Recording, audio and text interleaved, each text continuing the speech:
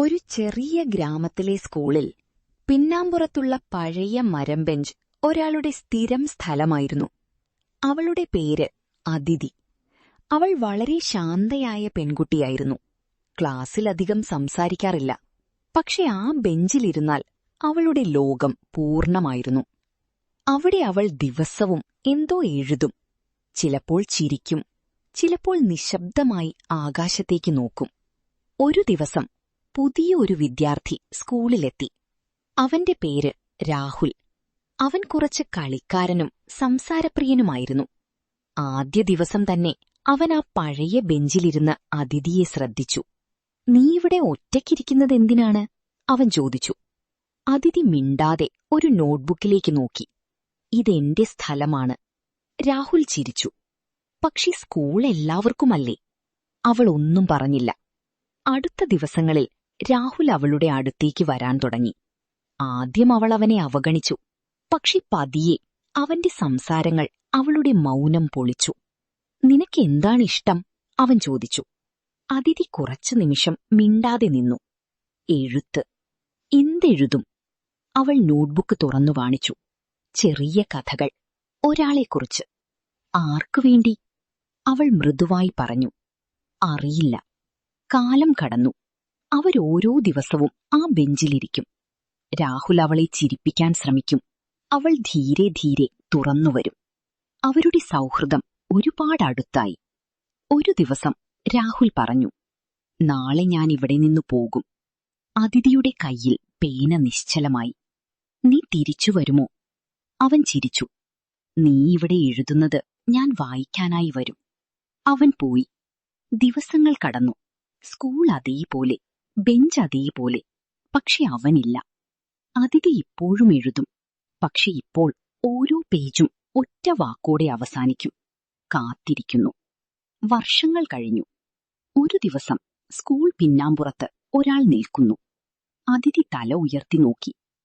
"രാഹുൽ, നീ ഇപ്പോഴും ഇവിടെ എഴുതുന്നുണ്ടോ?" അവൻ ചോദിച്ചു. അവൾ നിശബ്ദമായി ഒരു പേജ് തുറന്നു കാണിച്ചു. അതിലെഴുതിയിരുന്നത്, "നീ തിരിച്ചു വരുമോ എന്ന് ഞാൻ ഇപ്പോഴും അറിയാമായിരുന്നു." രാഹുൽ ചിരിച്ചു.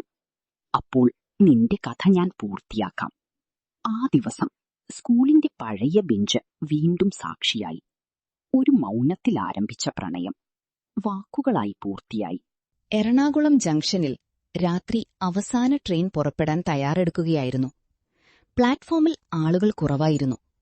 ആ നിശബ്ദതയിൽ ഒരു യുവാവ് ഓടിവന്ന് ട്രെയിനിൽ കയറി. അവന്റെ പേര് അർജുൻ. അവൻ തെരഞ്ഞത് എപ്പോഴും ഒരേ സീറ്റ്, ജനലിനരികിലെ വലതുവശത്തെ ഒരു സീറ്റ്. ആ സീറ്റിന് അവന്റെ ജീവിതത്തിൽ ഒരു പ്രത്യേക സ്ഥാനമുണ്ടായിരുന്നു. അവിടെ അവൻ അവളെ ആദ്യമായി കണ്ടിരുന്നു. അവളുടെ പേര് അനന്യ. വർഷങ്ങൾ മുമ്പ് അതേ ട്രെയിനിൽ, അതേ സീറ്റിൽ. അവരന്ന് പരിചയപ്പെട്ടത് ഒരു ചെറിയ പുഞ്ചിരിയിലൂടെയായിരുന്നു. "ഈ സീറ്റ് ഒഴിവാണോ?" അവൾ ചോദിച്ചിരുന്നു.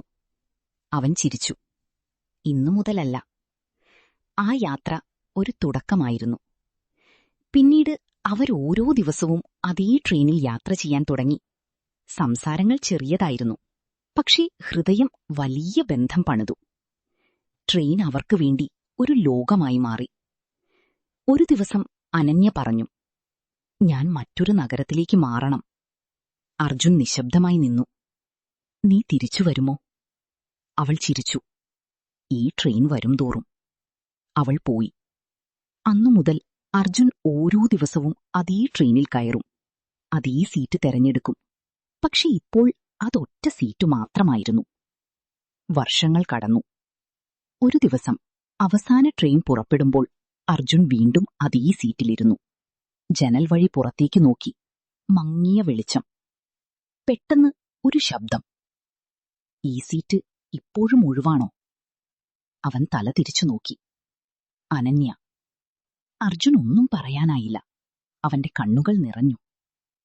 "നീ തിരിച്ചു വന്നു," അവൻ മൃദുവായി പറഞ്ഞു. അവൾ ചിരിച്ചു.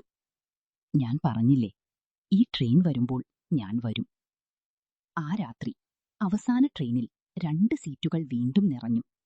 പക്ഷെ ഇപ്പോൾ അവർ വേർപിരിഞ്ഞിരുന്നില്ല. കാരണം ചില പ്രണയങ്ങൾ ട്രെയിനുകൾ പോലെ പോയാലും വീണ്ടും ഒരേ സ്റ്റേഷനിലെത്തും.